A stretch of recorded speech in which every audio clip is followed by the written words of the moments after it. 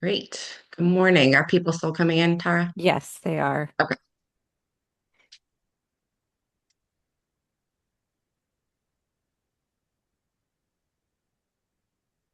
Good morning, Stephanie. Good morning.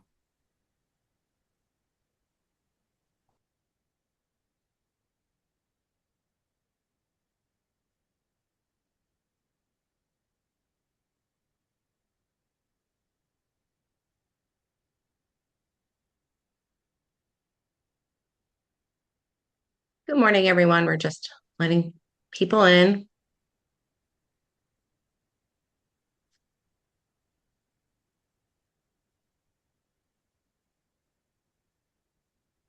It looks like we have a quorum. You can go ahead and Okay, start. great. Good morning, everyone. My name's Jimna Miller. I'm one of the co-chairs for the Autism Spectrum Disorder Advisory Council. So thank you for coming to our meeting. Today is November 19th. It's 10 a.m. and we're going to get started. Um, do we want to get started with attendance and a roll call, Tara, or should we hop Um, into welcomes? yeah, I was looking to see if our newest Yeah, me too. member was on, and I do Okay. not see her. Lynn, are you on? And I'm not. She could be. There's. I see there's a couple without a name, so I'm not sure either. We can maybe do that at the end if we have time and she is able to join. Okay. Well, good morning, everyone. Our agenda is posted on the OPM ASDAC website, and we're going to be getting started. We do have a new member. We're waiting for her to join, so we're going to skip to item number 2. If we do have any updates from DSS on the waiver. So Christine and Susan were not able to attend Okay. today, so I have their Oh, great. updates. So I will share my screen. Great. And again, I can take any questions back to DSS, but can't really answer for them. So if anyone has questions on so we're gonna share screen too.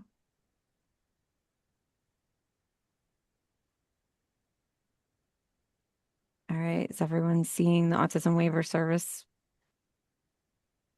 Yes. Yep, we got it. Okay, great. Thank you. So this is their November 25 data. The current wait list is at 2,500. This is up by 54 individuals from last quarter. Gemini, are you able to let people in? I can I just had this like try. thing like, oh no, I don't have this up. Okay, I got it. Yeah, I don't even see people in the waiting Okay, room. I that's don't have fine. a waiting room. That's Sorry. fine. I got it. I just may be pausing a little bit. Well, okay, That's sorry. okay. And they are still in the process of adjusting the wait list, looking at whether people are active or pending, um, or just on the wait list. So those pending individuals have been taken off the wait list or in the process of submitting updated Yeah. Wait. evaluations or their documents for eligibility.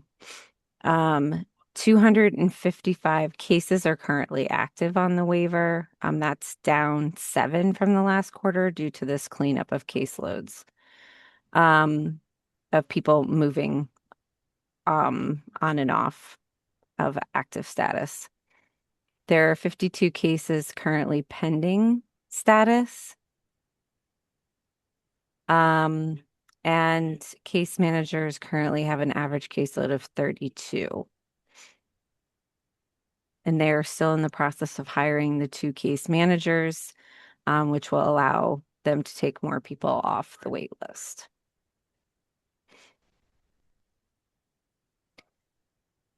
They are working on streamlining the process to move people into waiver services.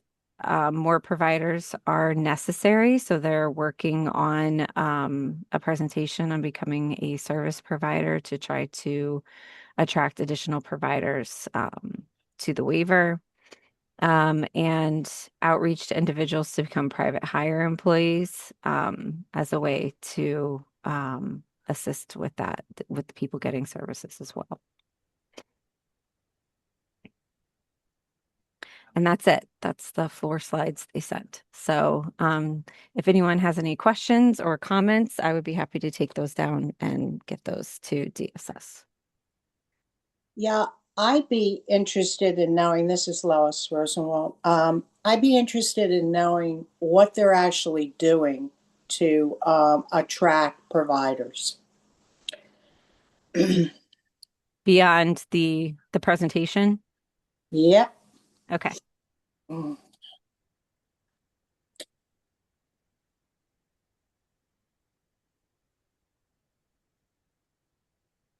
And I guess a follow-up question for me, and maybe this group can answer it, and I'm just not familiar with how to become an autism services provider. Um, this presentation, do any of us want to take a look at it to see if there's any um, messaging or just from a different viewpoint, I guess. I don't know if that's proper or if that's allowed. I'd just be interested to maybe see it. Maybe the public wants to see it, or the council might want to see it.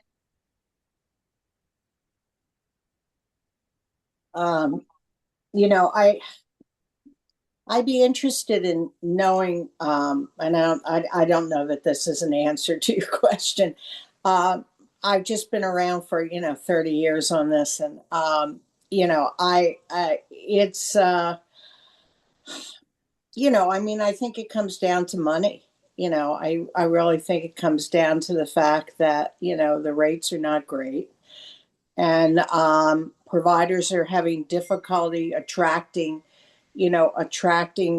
people anyway into the field. There's just a shortage. I think probably everybody is struggling with this, but I think we have to be more competitive and have to be more proactive in finding, those providers out there. That's, it's sort of frustrating because we've been talking about this for as long as I can remember, which is way before the waiver.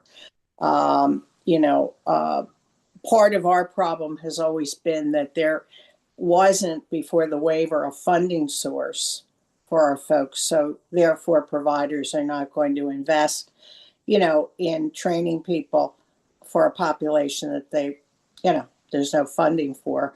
Now we have some funding, but it's still limited. It doesn't compare to, the numbers of people who are being serviced with ASD certainly don't compare to other populations. So I don't know if that's an issue. Maybe somebody else has some more insight into this than I do. It's a very frustrating problem. And I think that my own feeling is that the state has to begin to address the provider issue, or we're really going to be up a creek. Stephanie? Thank you. I was going to say that I do agree that having a presentation or a discussion around the process may be helpful because if we are really struggling with the providers and as Lois said, like if providers are really the challenge here, I think it would be helpful to understand the process and if there are any barriers there and where we can make recommendations or potentially impact that pipeline of folks becoming providers. And I think it'd be also important to have an understanding of the differences between the credentialed providers as well as those private hire employees as well. Again, trying to see where can we impact and where can we make recommendations to sort of improve the entire workforce. Thank you for your comment. I knew there was someone much smarter than me that would let me know if that was a outlandish ask. Thanks again, Stephanie. Hi, Jennifer. Good morning. Hi, good morning, Jennifer Kruskowski. I'm a mom of a son with ASD in Connecticut, and uh, I'd like to co-sign what Lois is saying that there are lots of providers who I think would love to provide these services to our family members with ASD, but the rates tend to be lower in Connecticut, so it makes it difficult for providers who want to be able to provide these services, maintain their staff and be able to run all their programs effectively to support these individuals. So I just kind of wanted to throw my hand in there with Lois and co-sign that. Thank you. I see in the chat we do have a question. Adriana, I don't know if it's relevant to this topic or if you need to. Are you there? I'm here. Good Oh, morning. hi. Yes, it's Good relevant to the morning. topic. Uh, I was just curious for the direct hire part. Um, I know DDS has I don't know if it's I don't know what form of relationship they have with rewarding work. But the DDS population gets a free account to be able to create, it's like a job board looking for direct hires. So I was wondering if DSS is looking to do something like that as well, or as Rewarding Work is already doing it for DDS, so it allows families with a code from DDS to get a free year account, and it is renewable free, where they can post direct jobs, and direct hires are looking in there, and there's a lot of filters and questions and things like that. So I was just wondering if DSS was looking into something like that in regards to the direct hire question. Thank you. Thank you. Yeah, and I don't know what this GTI portal knows. That might be for that. It looks like it's for existing employees. Okay. GTI portal is for the FI, and they do have a portal which everyone, so any GTI direct support person, whether it's a PCA or DSP, for DDS or DSS, they can what's the word? Uh, Sign up or say, yes, you can put me down. And so they have a directory, but not everybody says yes to it. So there is rewarding work was around before GTI became the FI. So there is that option for rewarding work as well. And they do a lot of support in helping families looking at the posting and different things. There is a recording of rewarding work on the DDS website just to see what they do and offer. But I was just curious because one state agency is already using them to support families. Just thinking, especially the intertwining of DSPs and PCAs. Sure. I thought it would just seems natural, possibly, to use reward and work for the DSS side. Thank you. Appreciate that. Any other questions or comments for the DSS presentation that we can take back?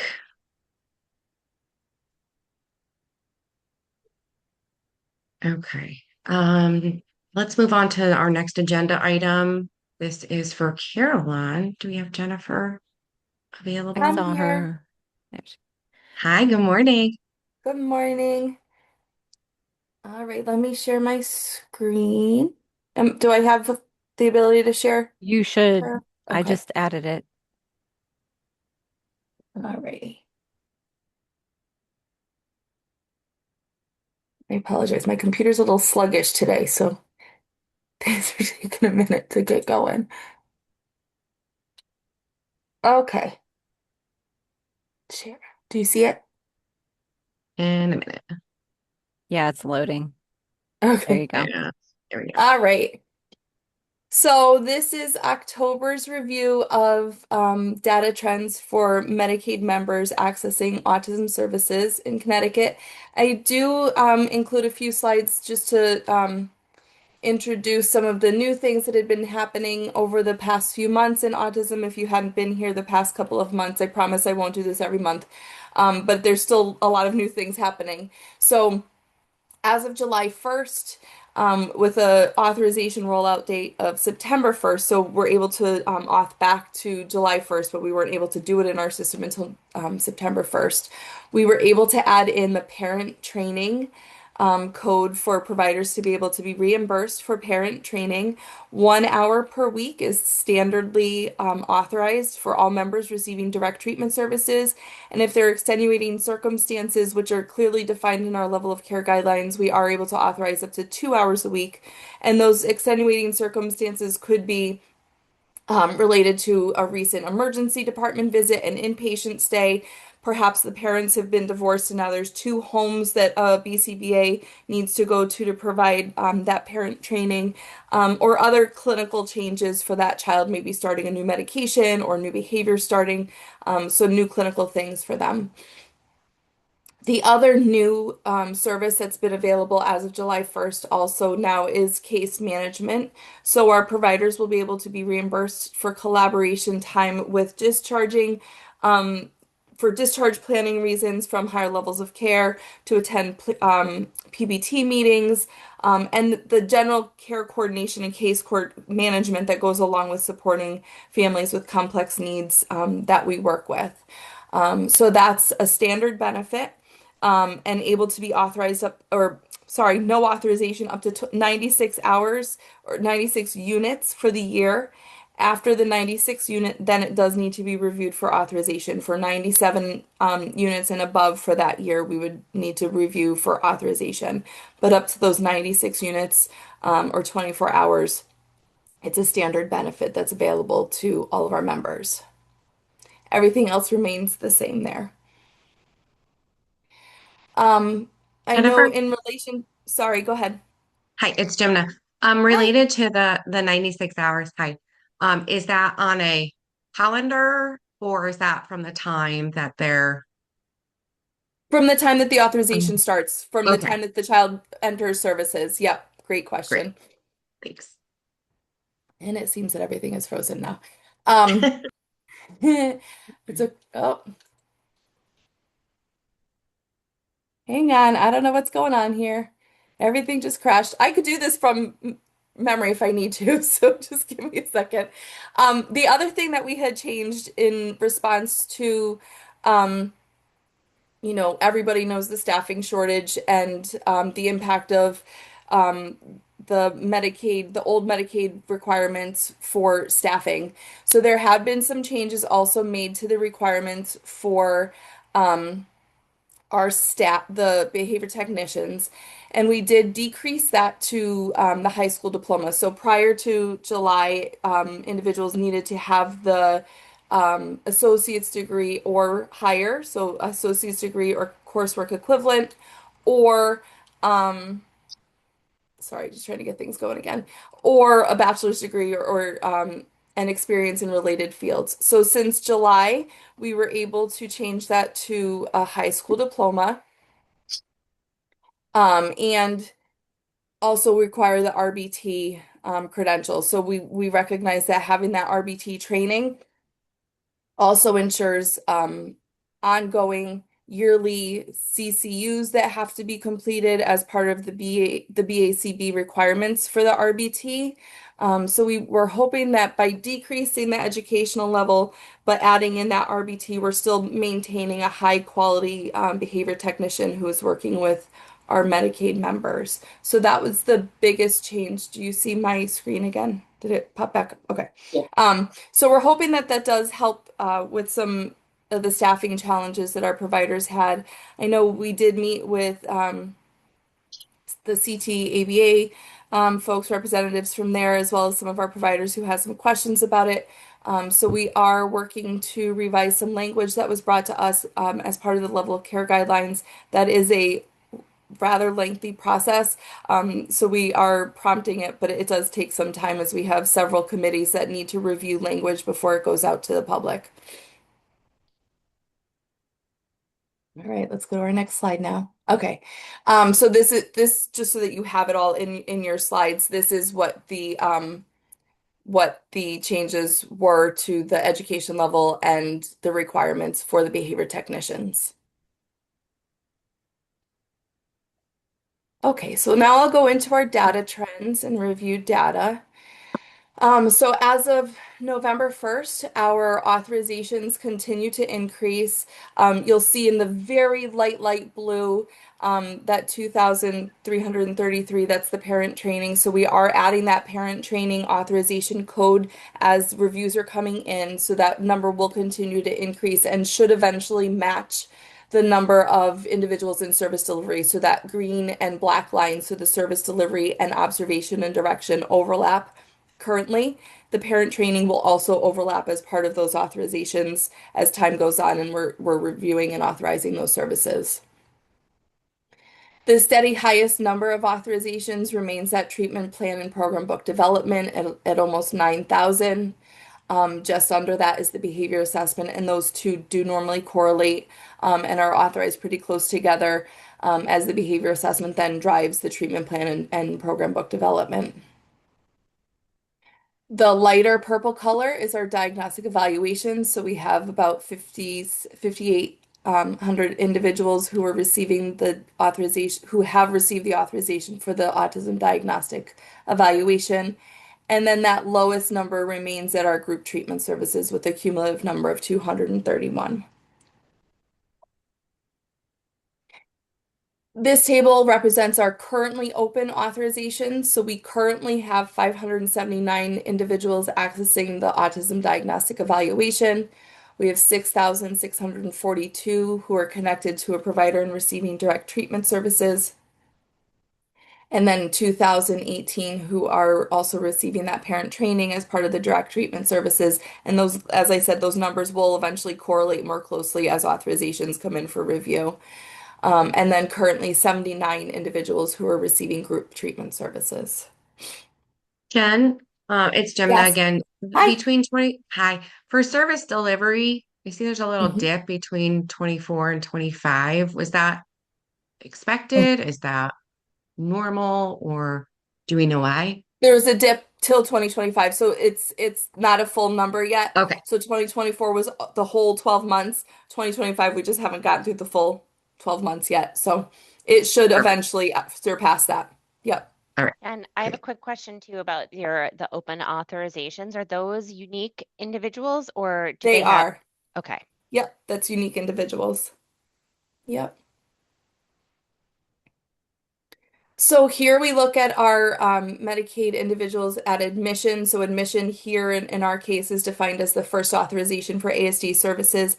That could be the diagnostic evaluation, or that could be accessing functional behavior assessment to start services.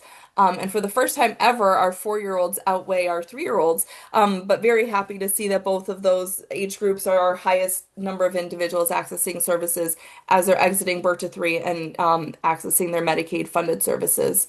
So our 0 to 6-year-olds make up the largest percentage of people accessing services at 67% of our Medicaid individuals here, and then followed by the 7 to 12-year-olds at 22%, and then 15 to 20-year-olds is our lower number at a little over 10%.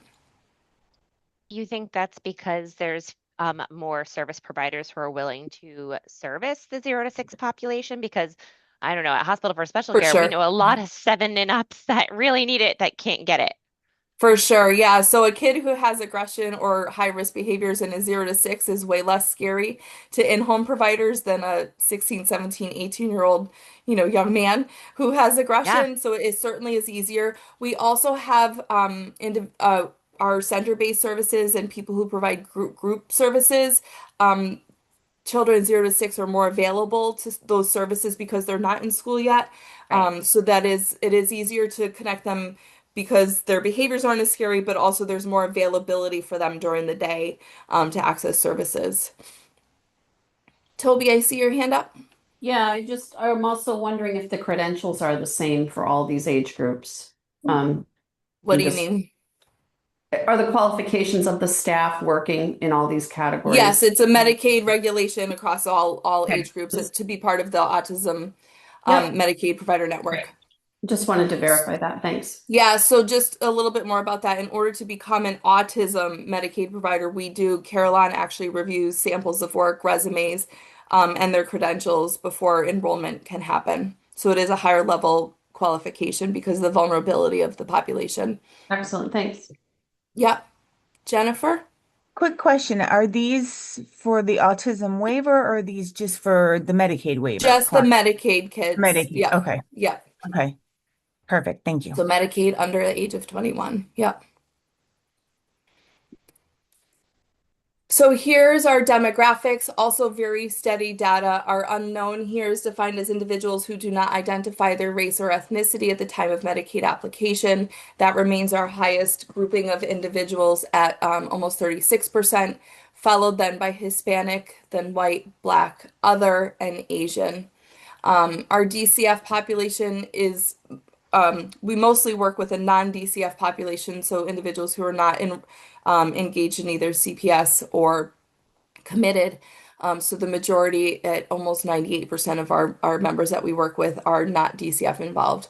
I will say that 3-ish% who are DCF involved are typically highly complex, and work very closely with our care coordination team, working with the DCF team, as well as if there's potential foster parents or placements that children are in.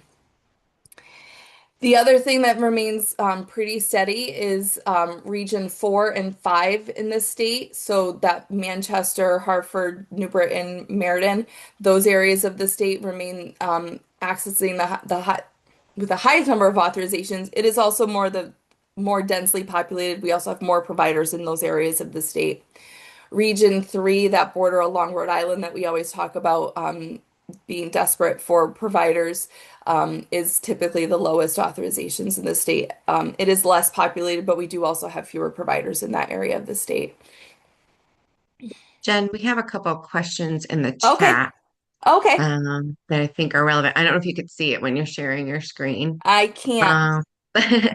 Um, one question was, how are language barriers supported within this Yeah, group? so we are always informing our providers of individuals who speak languages other than English, to help them understand how hiring could go, right? So obviously Spanish is needed, but definitely a whole variety of other languages. I know we have all of our member information. I think it's 12 different languages that we have things translated into. On our provider map, which I'll show at the end of this presentation, we do indicate what providers speak languages other than English and indicate what languages those are. So families are able to search based on language that they speak and would need services in. It is a challenge. We do have definitely our behavior technician population is much more diverse than our BCBAs and licensed clinicians. And we do actually indicate that separately on our provider map. So if there's clinicians who speak another language versus behavior technicians and other staff who speak other languages, we do indicate that on the map. And as I said, we're always, every time we outreach to providers, letting them know what language our members are looking for services in, so that when they go to hire, they can look for that, for staff who can speak those languages. Okay, yeah. Adriana at Connecticut Families for Special Needs, that was her question, and she commented that they have families with situations where the parent can't communicate with providers and then they're not offered support. Is there like Yeah, so unfortunately, Medicaid does not reimburse for translation. okay. Our care coordination team does work with families to see if they do have other people who could potentially be in the home during treatment who are bilingual. But that's not always a perfect solution either. It's a known challenge that we have across the state. Thank I you. see some hands up, Adriana. I see you have a hand up. That I can see. I'm sorry, I'm not sure if I could ask, so gymnast, let me know if it's okay to ask another question. Yeah. Sure. Yeah, I just wanted to, I know I'm an advocate for all languages. So, but I cringe every time someone says maybe they can have a family member or someone there to interpret. Now, you're talking about in-home support. They're not interpreting a conversation. They're interpreting technical things like strategies and Yeah. things like that. So when that is suggested, it makes me really nervous, because if you were in a country and let's take any language, whatever it is, French or something, and your child is receiving services, and your provider says, well, if you could bring a family member, they can help translate, and your family member doesn't know a lot of medical terms. So both sides are relying on the individual to make sure that the communication is being done, Yep. and that communication is strategies and things that are happening at home. So I still am very weary that that is suggested, because we really need to move away from that, because we do that in Yeah, legal no, statuses and I everything recognize else. that it is absolutely not a perfect system. Thank you. Some of our larger providers do have access to language line, but there is a cost associated with that, so not all of our providers do have access to that. Um, So yeah, definitely, we definitely do not have a perfect system in how to support our families who are bilingual. And it is a very recognized challenge. And I think, every time we reach out to providers, we talk to most of our providers on a weekly basis to provide referrals and are educating them to say, okay, well, we have a family who speaks Russian or, all different languages that our membership speaks, so that then they can go and hire a behavior technician who can speak that language. The challenge is that then that also makes the wait for services sometimes even more lengthy than they already are. Um, yeah. Does the new caregiving, parent caregiving, Case management or yeah, parent training. okay, It doesn't reimburse for the language translation. okay, Medicaid doesn't offer that as a yeah, reimbursed that's service, too bad. unfortunately. It's a Yeah, barrier, not just in autism services, but all over yeah. Medicaid and, behavioral health medical, I'm sure. Thanks, Jen. Was there another question? I thought I saw another hand up. It was mine, but you answered my question. So about the Okay. language line. So I put it down. Okay. Okay. All right. So when we look at our provider enrollment, it does continue to grow, which is exciting, although I would love to have everybody enrolled because we need all of them. So we have 153 total agencies enrolled to provide services. Within those agencies, we have our total number of providers who are able to provide either the diagnostic evaluation and or the direct service delivery oversight. So that's 1,010 providers. We further break that down so that we understand which individuals are able to oversee the direct service delivery. And that's the 968 providers that you see there within the agencies enrolled. Most of our agencies are made up of BCBAs, but there are other combinations of licensed professionals who are also able to oversee those services. And then our peer specialists and care coordinators and all the work that they do. So we are supporting all of the members who are working to access services or while they're in a higher level of care and working to get back home with support services. So 87% of our individuals are working with our referral care coordinator only. So those are families who are coming to us saying, I need a place to start. Can you help me get referrals and call out to providers? So that's about 87% of our families. And we do have a dedicated staff who's reaching out to providers on a daily basis and then looping back to families to let them know which wait list they've been able to get them on, providing the provider's contact information, and kind of a wait estimated time that the provider has given to us. We then have 12.6% of our members who are also assigned to a regional care coordinator. So those members might have other needs in addition to just accessing ABA services. They might have DCF involvement, DDS, they're working to become DDS eligible. They might need support in a PBT process or have food or housing instability. So our care coordinators and peer specialists are able to support that process as well. The 0.43% who are engaged in a wraparound care coordination model are receiving our highest level of supports, and that usually is weekly or sometimes a couple of times a week meetings with members and their family members and their entire support system. So that could be while the member is currently inpatient and needing that level of support. or if there's DCF involvement or risk of the child being removed from the family. So we do support our families at those highest levels as well. And it's a fluid process. So this is one point in time on October 13th that we pulled this information, but our members can kind of fluctuate between any one of those levels of support depending on what's going on in their life on that day. So they're always, we're in constant communication with our whole team to be able to support them. We do have that top bar, individuals who are working to identify a provider. So those are the ones that are referral care coordinators reaching out to providers on a regular basis. They have not yet been accepted onto a provider's wait list. We then have the next one, the referred to provider, the 180. Our referral care coordinator is also working with those families and providers to get them onto a wait list, but a provider has not yet accepted them. We then have a grouping of all different other levels of support that our care coordinators are providing in gathering documentation, getting them connected with a diagnostic evaluator, transitioning from DCF care or from birth to 3, or transitioning from a higher level of care. So those 9 are our hospital for special care kids that we're supporting. And again, those are all kind of fluid in how we're supporting our members and their families.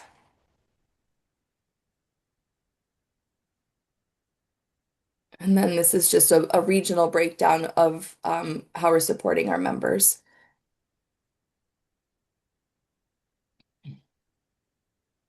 And then this is the map that I was speaking about earlier. So it is an interactable map. You are able to search a provider. Any bubble that you hover over gives all of this information on the screen here. So their location, their contact information, if they provide services either at a center, home, or community, or both, or all of them. And then if they have bilingual staff and what language that is. We then also have the printable version of that. So you can actually, if you have a BCBA or somebody that you know of that you'd like to work with, you can search them here and filter down to the BCBA name and get their contact information with their agency here. Okay, so that's everything for Medicaid individuals. Any other questions? We do have one in the chat. Do the wait lists have a bump up for parents 65 and older like FDS does? I don't know what So that is. we don't maintain a wait list at Carillon, our providers do. So we work with every family that comes to us, regardless of circumstances. So we don't have a wait list for that. We do share with providers when we make referrals, kind of the family composition. So individual providers might have that as something that they bump up as priority on their wait list, but that's not something that we manage. Okay, any other questions? All right. Thank you, Jen. All right, thank you. Okay. Let's see. Next on our agenda, we have some subcommittee updates. It looks like legislative is coming up first. Well, legislative is really the only one. I know. I know. As I'm reading, I'm like, oh yeah.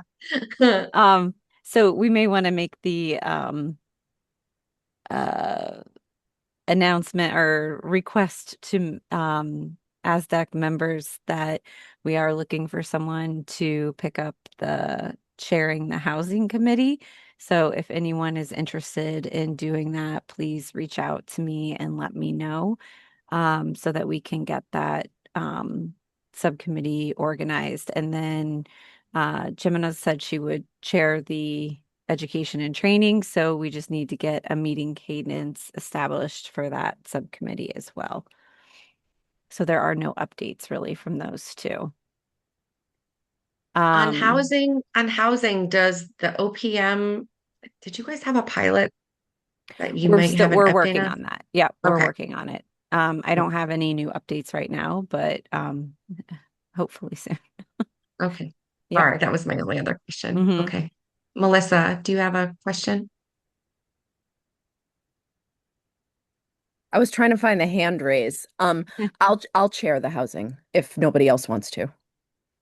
You could put my name in Beautiful. unless Thank you, Melissa. unless somebody else wants to do it. I will be putting your name in, and I will Okay. reach out outside of this meeting, and we can try to find a Yeah, you time. could write my name down, and then if somebody else really wants to do it, I'm happy to coordinate And that. just a reminder, since we have some members of the public on, we do not, we require in our bylaws that a member chair the subcommittee, but we do not, and we in fact encourage people from the public to participate on any of our subcommittees. So if that is of interest to you, please feel free to reach out to me directly, and I will put my email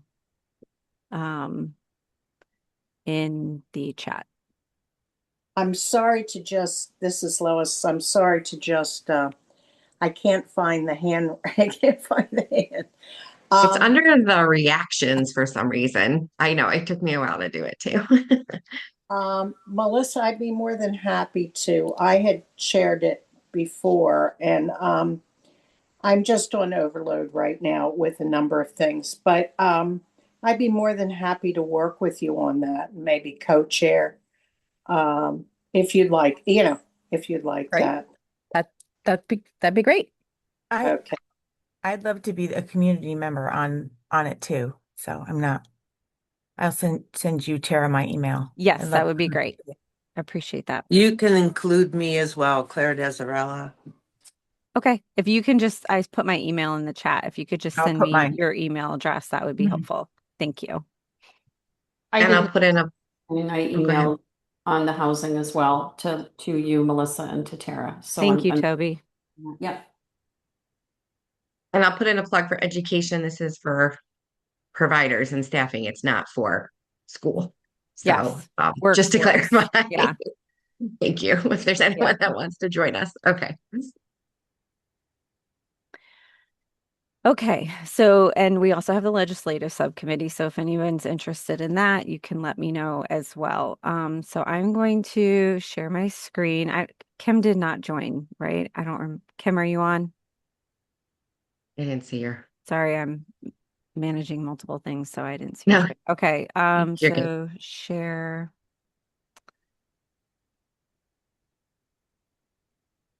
Okay, so are you seeing the fun little stairs? Okay, great. So for legislative updates, there was a special session that occurred last week. So we wanted to provide some updates on that.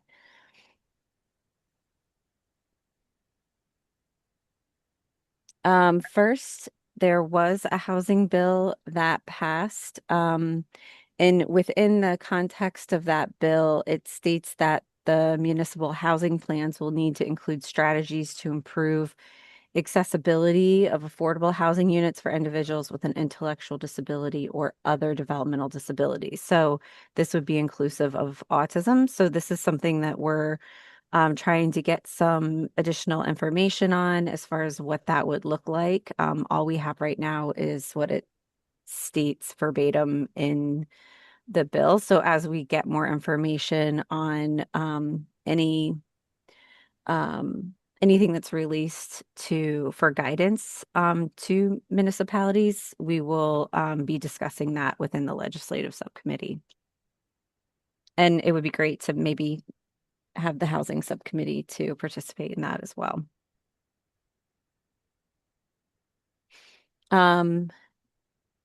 Bill 8003. This is a emergency reserve fund to help the state respond to federal budget cuts. If necessary, this funding is not to be used for any program expansion. It simply is providing emergency resources to the governor if there is another federal shutdown or program cuts, so the governor can ensure operation of essential programs in the state. And this is going to expire when the next legislative session starts.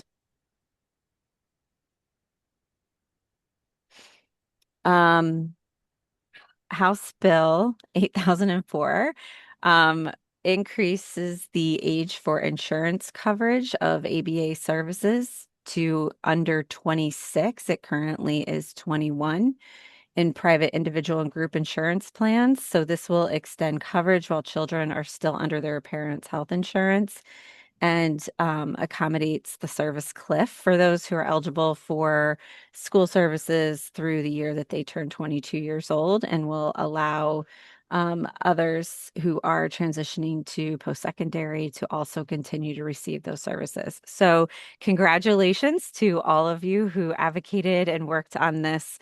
And ASDAC will be represented at the bill signing today. So watch if you can. It's going to be on at 2 o'clock. And Gemma's going to be there representing ASDAC. So this is a huge win for us, and I'm so proud of everybody's advocacy. Yes, Jennifer. I'm sorry, I can't hear you. I have to unmute. How do we watch it? Or where do we... It should be on CTN. Okay, perfect. Yep. Thank you.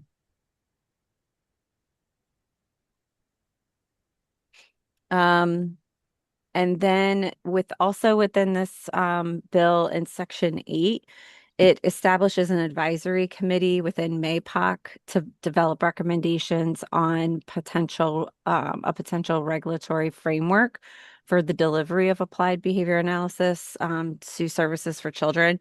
We are listed as a designee to participate on this committee, so we will need to once they reach out to me, we will need to designate somebody to sit and represent ASDAC. So it would need to be a member. I included the committee's scope of work here so that if people are interested in participating, please reach out to me, and then we can have a official membership vote to designate somebody. Do you know off the top of your head if that also includes, but you probably don't because it's not like maybe too soon, but members of the public for that, or is that not clear yet?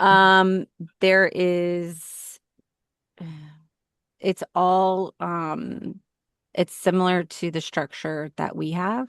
So I it's thought so. all Okay. membership that's designated.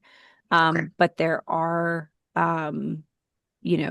parents of somebody with autism. So there is, if that's what you mean by public, there is public, and parent representation. It's just that it has to be designated by, I think it's the legislators that get to designate the parents.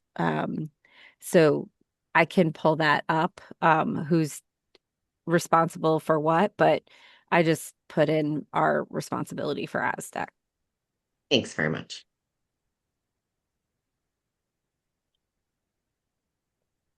So the legislative subcommittee also wanted to discuss briefly on if we wanted to continue our meeting cadence the same as we normally would.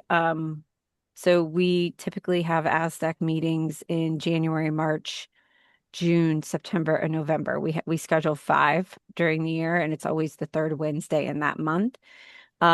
We are required by our bylaws and statute to meet at least quarterly.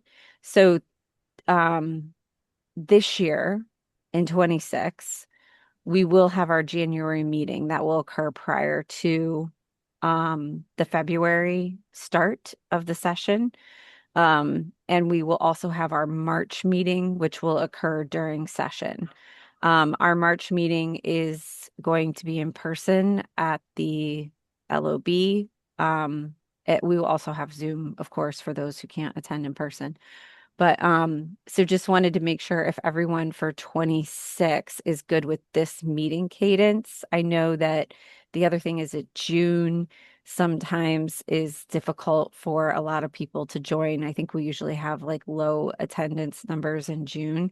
So I just wanted to throw that out there before we publicly am required to post the meeting dates for 26 prior to the end of this year. So I just want to make sure that we kind of revisit this and make sure everybody's okay for the 26 dates to meet January, March, June, September, and November.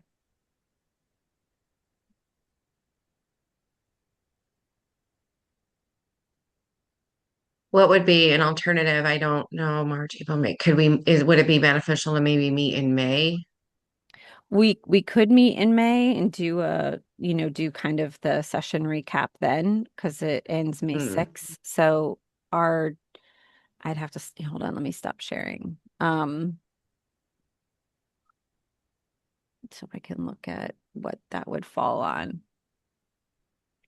It would be the third Wednesday still, if we stick with that cadence. Or how about August? We can consider August too, absolutely. It just seems that people with vacations and things like that in the summer, we tend to not have as high of a meeting attendance. So May would be the 20th. So that doesn't seem to conflict with any holidays or anything like that. And then if we did August, that would be August 19th, which is probably like right before back to school stuff.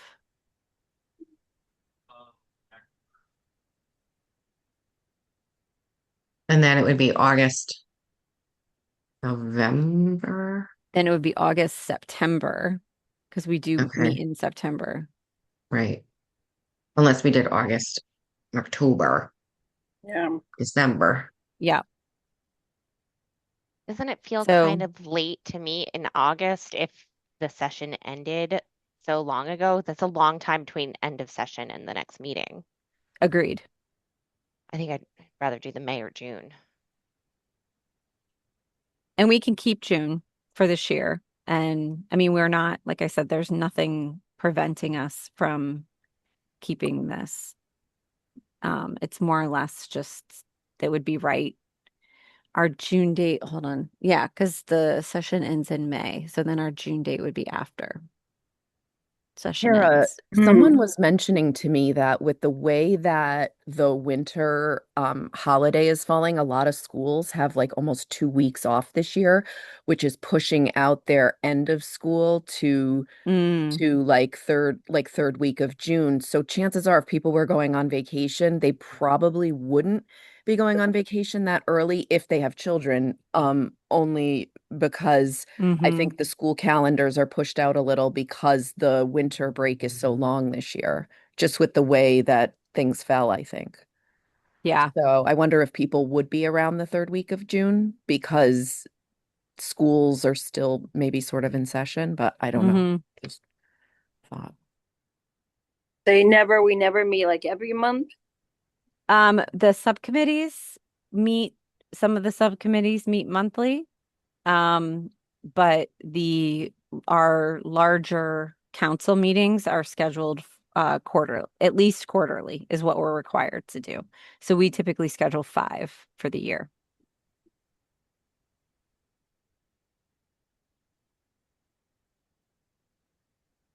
So it sounds like for this year, we would be okay to keep January, March, June, September, and November, if that's what I'm hearing.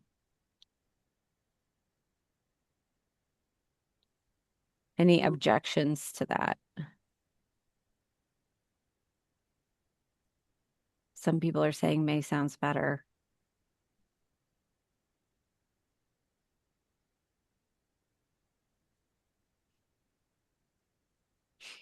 Well, what day would it be in May? May would be the 20th, I believe. It was just before the holiday. Is that what I said? May. Right before Memorial Day? Correct. Right. I think people tend to go away for that. Yeah, it would be the Wednesday before. Yeah. Some people take the whole week off and they go away. Yeah.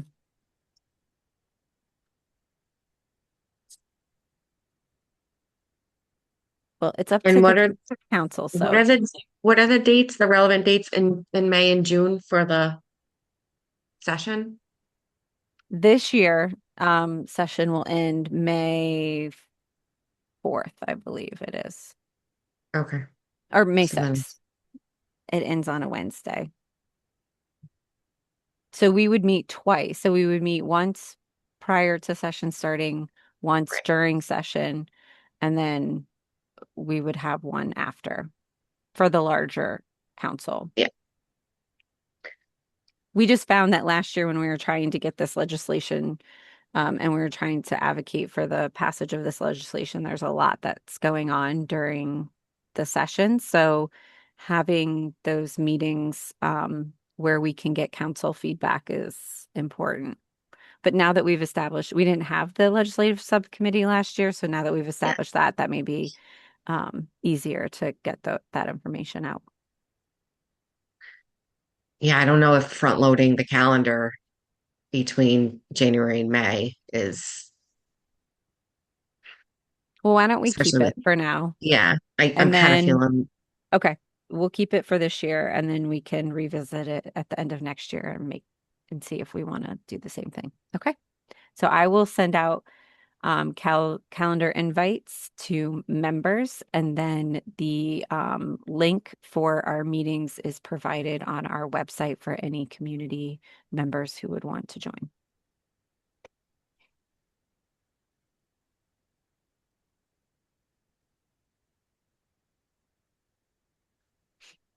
And what do we have next?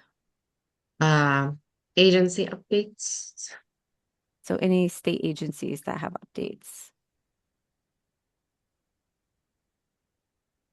I didn't get any in advance. Okay. Yeah, I was just looking. I did send out, Brian, I see that you're on and you might be listening, but I'll just say it for you. We did send out last month, I think it was, the ability for members to comment on the new autism guidance released by SDE. So that was sent out, and then I'm sure Brian will give us an update once that's finalized, and we'll once they've received everybody's feedback. Thanks, Tara. Really appreciate that. And the survey's open, or the feedback loop there is open until the end of the month. So really Okay, appreciate you sharing that with as many people. As of yesterday, we had 83 respondents in there making comments. So we appreciate it. Any information that's shared back, and feedback is welcome. perfect. Thank you. Thanks, Brian. Brian, while I have you on the line, I think at the last session when when the council met, you were giving some updates on the federal cuts, and for the public, I don't know if you could comment on status or how that all was shaking out. Um, so so the so once the shutdown ended, there was no impact. The Okay. reduction in force at the Office of Special Education Programs and OSERS, which is the Office of Special Education, that kind of oversees special education rehabilitative services, that oversees OSIP. Any reductions in force that happened in the shutdown, those folks were returned to work. And we heard from our state lead from OSIP that day. From the state's perspective, there has been no interruption in our funding and or the continuity of education here in the state related to special education. We're reviewing information that was shared yesterday as at the CSDE, but again, we have not had any impact either financially or in our processes.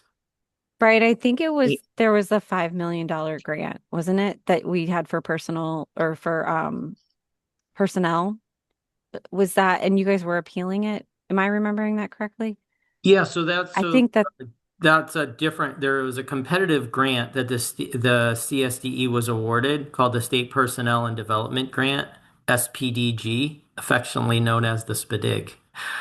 So that's part IDEA, part D, and so we had received the funding for the first 2 years of that grant, and we were informed that they were taking those funds back and that the CSDE would no longer be able to take advantage of that particular grant. The work that we had engaged in was related to students with IEPs who had math goals. So we had evidence-based practices around math and coaching and providing direct support to impact students' outcomes in that area. We also had a collaboration with our higher ed prep programs as well as the Office of Early Childhood. And so it was unfortunate that those funds were, or that grant had ended and those funds were redirected, if you will. It happened to a number of states. And so the reasoning for that funding was related to the application that we had submitted prior to the previous administration, if you will, which asked the states to identify how the initiative would address diversity and equity. So that was not in alignment the new administration.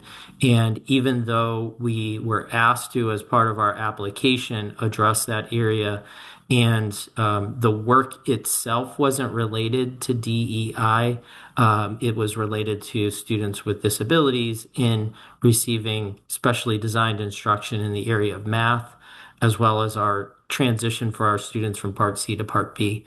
So unfortunately, that grant is no longer accessible for us, but we were able to do some great things in the first 2 years of the grant and are looking for ways to continue that work moving forward.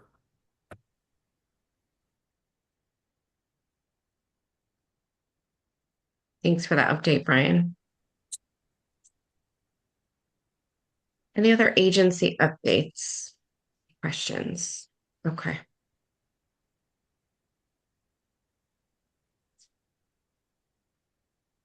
All right, on our next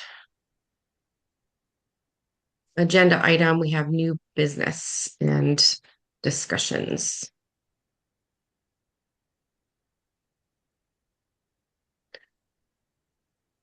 So I know that we've discussed, at least I think in the last two council meetings, the development of an end of year report that we could put on the ASDAC page off of OPM. It would be some highlights. You know, today we're getting a great announcement was made. And there's been a lot of work that's gone into, especially legislative, but as the council as a whole. So I know when I looked at some of the other councils that are out there, they do a great job of highlighting, you know, what their activity has been and progress or open items.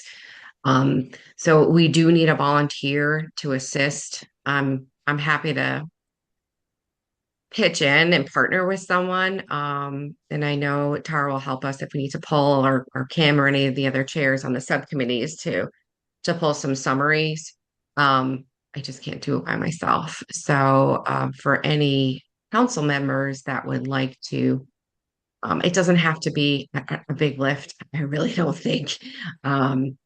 You know, we've got minutes available to us. We've got legislative committee and some of the other subcommittees. So, you know, we'd like to be able to represent that and highlight that on our page, just as a service to the public as well as to other councils to let them know that what we're up to. Legislators, let them know what we're up to.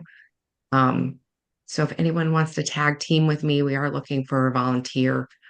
And then just a caveat, we're not required to do this under legislation. So this is really just a nice to have and to highlight for this population.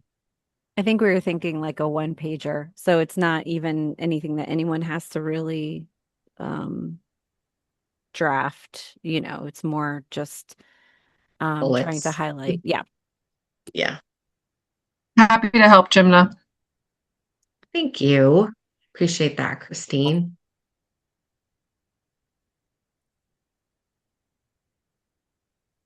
All right, I have my volunteer. All right. Next, email sent to request involvement at the Autism Day at the Capitol. So the commission has responded They are happy to have us involved. Planning begins in February. Do we have what was the date on that, Tara? In April? I It's don't usually at have the end the of the month, isn't yeah, it? the official date from them Okay. yet. But we would want a representative from ASDAC to participate on the planning committee with the Commission of Women and Children, um, at the who does this work. And I know we've heard from other and had involvement from other councils like the Rare Disease Council. We've had Walter join and talk to us about the work that they're doing. I don't know. It's just an idea. I wasn't sure if we want to highlight obviously the work that ASDAC's doing so that our population that we serve knows that we exist. And again, the highlight of, the one pager that we're going to put together for end of year. But it was just an idea I wanted to put out to members. Is it worth it for us to present to an autism day, just how we're working with other advisory councils? Just to bring, like, I don't know, raise it's all to raise awareness, but that we're not really in a silo. Like this does spread across, other councils and other populations, right? We're not just one council. We have a lot of population that has other, diagnoses, et cetera. So that was just one idea I had. I don't know, I'm just spitballing here for ideas on Autism Awareness Day. I also think that as I know I'll just report out, I know the legislative subcommittee is working on some specific legislative goals for the session. So this would be an opportunity as the legislators do attend this event. It would be also an opportunity to have those conversations directly with them as um, constituents and advocates for whatever the ask is that you guys have developed. So If I might just share, that was Autism Day at the Capitol was something that my organization, ASRC, started many years ago, and we ran for years and years. And then it was sort of taken over. I think it would be good if whoever is chairing the legislative committee be involved with that. Because your message that day, I think, really needs to be to the legislature and really getting legislators there. That was always the purpose of the day, in educating them about what was needed, what in those days was desperately needed. So I think it would be good if there was a tie there. That's just my opinion. Thanks, Lois. Appreciate that background, and I wholeheartedly agree. And I would be glad to, just from a historical standpoint, be glad to work with the legislative committee. I certainly am not interested in sharing it, but I'd be glad to work with them in terms of how we've done things in the past and gotten things through, and just you know just putting that out there. I didn't hear anyone. Do you have a chair for that committee? We do. yes, Kim Meerman is the chair. Oh, good. Yeah, Okay. we meet every month, once a month on the second Monday of the month. Yeah, I So know. those are posted on the website and the calendar invite sent to members.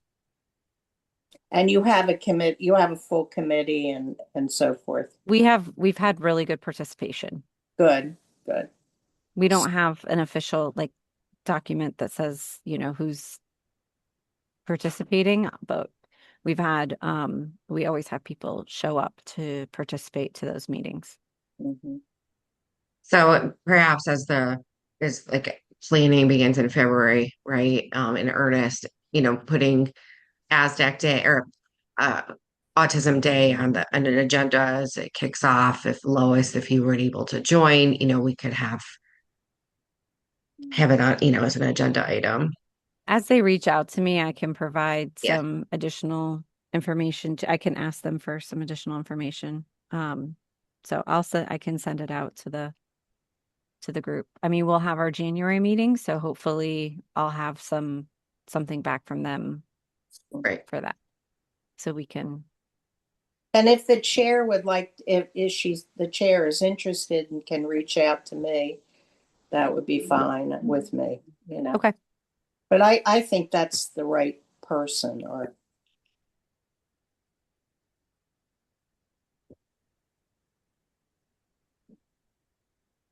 We'll take all the help we can get.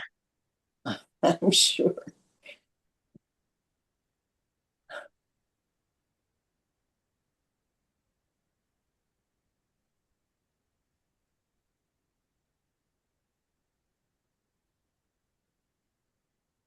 So is there a committee for that, the Autism Awareness Day?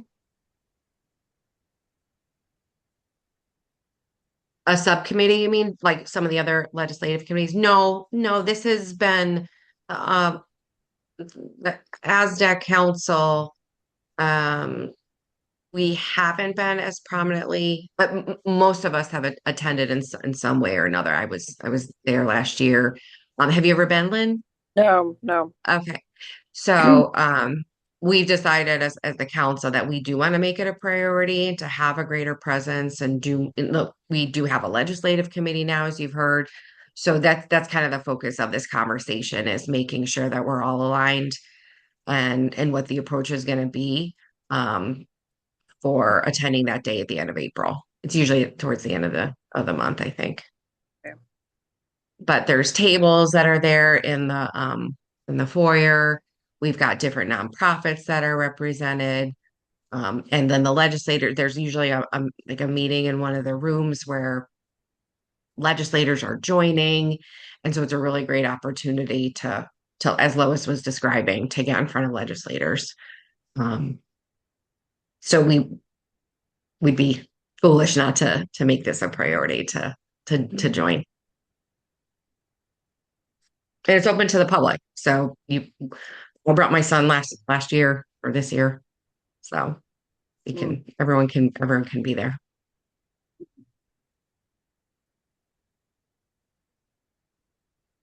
Why do they do it in April? It's for Autism Month. That's designated as Autism Month. Oh.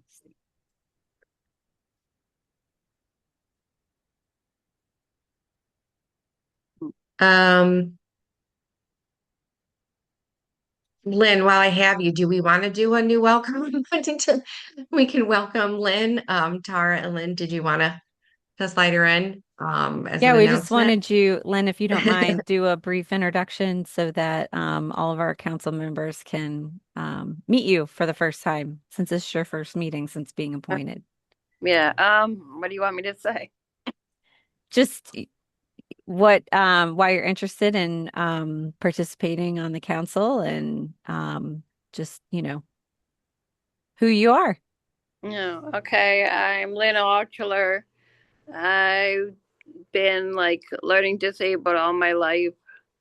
I used to think I had ADD, but then a couple years ago I got diagnosed as having autism, and now that I do, I'm very aware that there's a lot of people out there in the world that have autism that sometimes don't even know they have it, and that bringing awareness to helping the people get services, because I know you said you got a change made to the age 26. I know it used to be 21 or something, and now it got changed to 26, but there's still a lot of people. I'm kind of in it to help sort of get legislature to help them to change it, because there's so many people in their 30s and 40s and 50s who really really need the help, who never got it when they were a kid. And so I'm kind of trying to see how we can get that going. Your story is very important. we welcome you and we're excited to have you involved. So thank you for making this a goal of yours and to put your time and effort into joining us. I think, like I said, we need your voice and your first person accounts. So everyone is welcoming you and in the chat. I don't know if you can see it, And but and we're and, very excited for you. Melissa was the one who said, like, she's like, I guess she thinks I'm such a good advocate. I don't know. So Well, we thank Melissa. I'm connected with her, so then that's how I found out about it. Sure, she's very proud. Kara, do you know, Everyone, it's Carol, did the governor sign that bill to extend the services to 26? Today at 2 o'clock. Oh, yay, okay, thank you. And Gemina's going to be there. So if I can find the link, I'll send it to everyone. So and I'm not sure. I think Christine was considering. I think oh you were yeah, going to be in the area Christine. and you were going to be able to attend. Awesome. I Great. unfortunately cannot go now because it got moved. So Yeah. So Do you have very any, big day. do you have any ways of how I can help to get it? I mean, I know you just got it to 26, but how do we push to get it for older adults? so this was the council was advocating for lifespan behavior therapy services. Right. We were able to get the legislators to add to through 26. So I think that after this year, we see how it goes and we continue to, if, the legislative subcommittee is, keeps that as a priority, then they may be continuing to advocate for that change. Yeah. So Len, I can send you Okay, but I why? think But why did they make it like 26? Like, is that just what you were advocating for? no, that's not what the committee was not advocating for that. The committee was advocating for lifespan. They picked 26 because it's when children are still covered under their parents' private health insurance. Yeah. I thought it was 25 that they're and under It's that. it's under 26. So it would end at when somebody turns 26. Yeah, so then what do the people do who are like 27, 28? Then they're stuck, right? Well, there's so as far as behavior supports, those are available through the DSS autism waiver. But Yeah. unfortunately, that is the only other option for Mhm. people But I thought after. there was an age requirement on the DSS waiver too. There's an age requirement for eligibility at the age you were diagnosed, but there's not an age requirement for participation on the waiver. But yeah, there's like a million-year waiting list for it. There is a current, we just looked at those numbers. So the current wait list for that service is 2,501 people, but they are still on 2,501 people? are on the wait list currently. That is correct. My Lord. And what year are they going through now? I would have to ask them. I don't know for sure. You mean like what year somebody was added to the wait list? No, like what year? Like, they're going down they got like 2017 they're working Yeah. on. I would have to ask them because they're not here today. They couldn't make the meeting, so I would have to ask them, but I can add that to my list of questions. But they're part of this meeting too? Oh, okay. They are. Yes, typically they are here, but they had conflicts today. Okay, that's great. That's good. All right, good discussion. So thank you and welcome, Lynn. We do have just a couple more just open items for discussion, looking at 2026 goals and just anything else that needs to be shared for the good of the order. And I know we don't have Kim here for legislative goals, but I think I can tell you what they're currently discussing. Yeah, Okay. yeah. I was gonna say, I think Tara, you could do that for us. So I think that there would be interest to continue to discuss advocating for lifespan behavior therapy coverage. Also, they are discussing the autism waiver and how the wait list is operated and you know, the types of services and services that are provided. So you're gonna put me on the spot here. Their next meeting is December 8th at 2 o'clock, and DSS will be attending to answer the questions that were sent out to them, trying to gain some additional information, like what the I'm sorry, I'm doing this off the top of my head, what the average budget utilization is, Yes, yes. and all of that kind of stuff, because there was discussion around should we advocate for tiering the waiver, and all of that kind of stuff. So there is ongoing conversations as they're developing their legislative priorities for the next upcoming session. So All of I would say those, attend that meeting if you yeah. have ideas. Also, I'll make a plug that they do have on our website a form that anybody, including committee or non-committee members, so public members, can also participate. So I'm going to pop in the link to the policy suggestion form that's on the website, so that people, if you have ideas of policies that you would like them to consider, you can fill this form out and they will discuss it at the next meeting. Tara, could you just I, review again what time that meeting is and if we want to be a part of that, how do we? Yeah. So Melissa, you would get the direct calendar invite because you're a member. So it should be, you should have that on your schedule. If you need me to resend it, let me know. But it's always the second Monday of the month at 2 o'clock. So the next one is for December 8th at 2 o'clock. And I also post it on our website. So the agenda is posted on our meeting website, and I'll put that in the chat for anyone at least 1 week in advance. What meeting is this? This is the legislative subcommittee. Okay. Okay.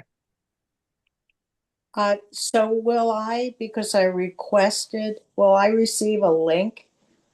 You should already have it. Okay, I'm sorry if I do. Yeah, you're on. I can resend it to you. Okay, I thank you for your patience with me. No problem. and they are recorded. I find it very helpful, especially as co-chair to do some. I do playback like at 1.25 speed so I can listen to them and brush up on relevant topics. And if I've missed a subcommittee meeting, that I can listen to the recording. And it's the great participation, I have to say, on the legislative side. And I've listened to your meetings too, Lois, with you and Stephen on your housing. And so I just put a link in the chat as well. That's the full schedule. So if you scroll down, you'll see our council schedule. But then if you scroll down, you'll see education, legislative, you'll see housing, and then the links to the recordings too. So I just want to put that plug in. How do we get on the legislative subcommittee? Just You gotta just send show up. Tara a note. Just show up. Len, I'm pretty sure I already sent those to you. But I will double check that after at the end of the I think meeting. I did see something. I think I did. Okay. I can double check it too, and I'll make sure that you're on the list for distribution.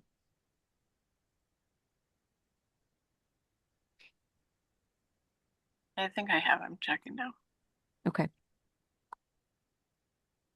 Oh, thank you, Adriana. I sent it direct to you. Sorry about that. I'll send it to everybody. I posted it as well. Oh, that link. Okay. Awesome. Yep. Thank you. Okay, great. Okay. So did we get anywhere on 2026 goals? Or we're just moving I mean, I forward don't with know if you guys legislative, have, like, yeah, if you have yeah. any other full council goals that you guys want to do. I know that the big one was the Autism Day participation and the one pager. So we have those two that we're gonna tackle. But if there's anything else that anyone has as a suggestion, then we're open to that. Otherwise, yeah, the legislative stuff is specific to that other committee, and then we bring it back to the full council. Yeah, and I kind of wonder at some point, we have education you know, um, for providers, and housing, but won't that eventually all roll up to legislative if, so Yeah, I mean, I think a lot of things do. If we yeah, want policy change, yeah, then I think that it does. But I think it's also good, to have some of these other discussions and then bring absolutely. it back. But uh, the I just had a thought. Sorry, lost it. It'll come back to me. But the I don't know. I'll have to Okay. think about it while you're talking. Okay. If I think of it, No, I'll let there's you know. definitely good work and research and discussion. We have great minds on, from the public, from the agencies, from the council members. So no, I'm not suggesting we get rid of, Yeah. The other thing we of housing or supported, education. the other thing we supported was the statewide autism needs assessment. That's what I was thinking of. And so Yes. that, if you want an update, DSS is working on getting the vendor and the contract for that. So, um, I think we reported out that it'll be a 2-year process to collect that data and distribute the results. So, but that is being done. So that's going to be important information and advocacy that the council can do to get people the word out on filling that out when it becomes available. So I will continue to update you guys on that. Thank you. Yeah. Um, okay. I think we're moving on to any other new business or other discussion items. I have one. Oh, go ahead.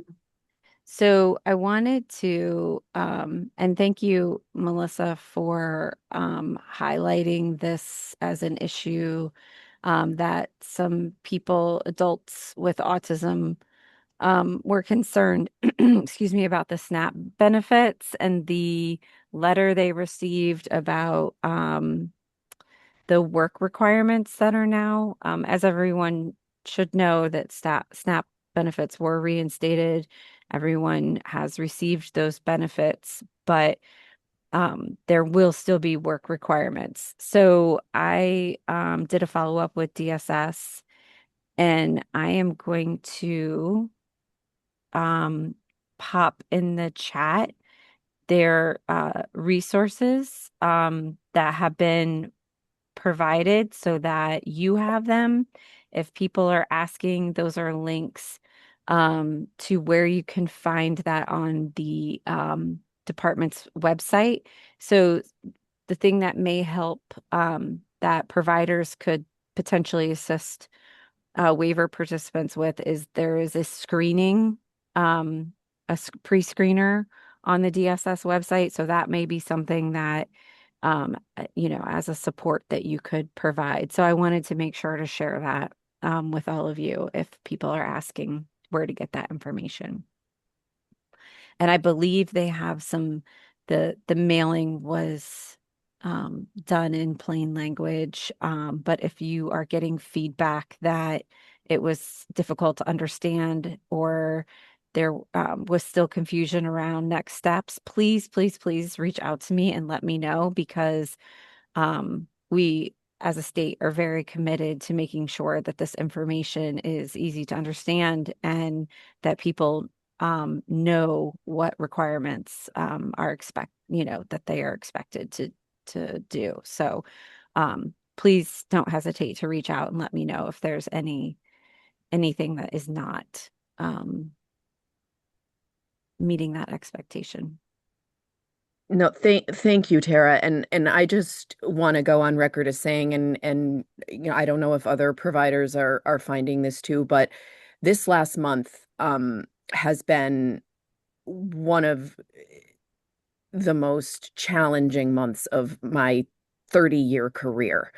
And again, I know I'm speaking to people who completely understand, but the level of anxiety and that first of all, the removal of the benefits, and now these letters around work requirements and things like that, the level of anxiety that this is creating, and which is thus in turn affecting people's mental health, I is really, I just have to say it's of major impact to folks who are trying to work really hard, and they're working very hard at their part-time jobs, and their part-time jobs work for their sensory systems, and I could go on, and I won't, but I just want to go on the record as saying that this is there I've seen some pretty significant challenges to folks' mental health with all of this.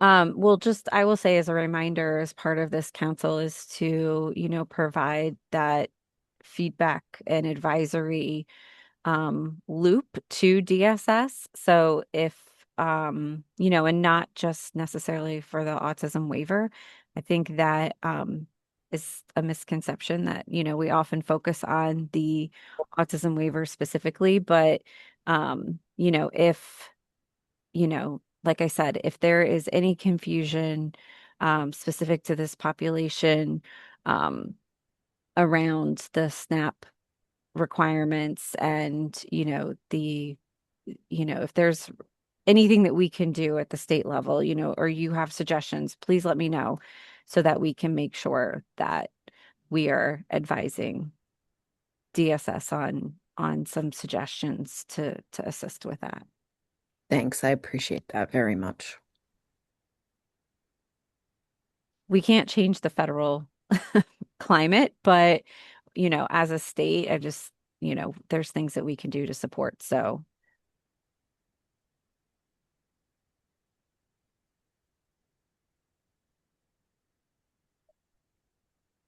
that's all I had. Sorry, for the good of the order. Wanted to make sure to share that information. Yeah, okay, good on Megan.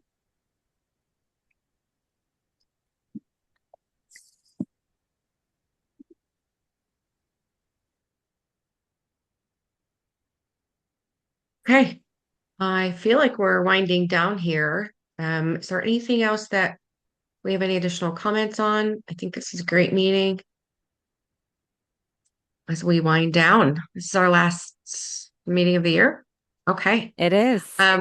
We did put in, Adriana, thank you, from CTFS, and you did put in the CTN link for broadcasts that are on the agenda today. So you'll see at the very bottom, there's a 2:00 link for the 2:00 meeting, and that's where we'll be present for the bill signing. So if you want to take a look at that, we'll be representing ASDAC there. So very excited, a lot of hard work, Kim and Tara and the rest of the legislative subcommittee. I cannot take the credit for it, but I'm happy to represent this awesome team. So anything else? I'm going to get ready to adjourn. Oh, Tara, do we need to do anything with the minutes? Should we take a look at the minutes and Oh, approve yeah. last year? If we can approve if we can do a vote, someone can make a motion to approve September's minutes. And they're on the website. So They are September 17th. Mhm.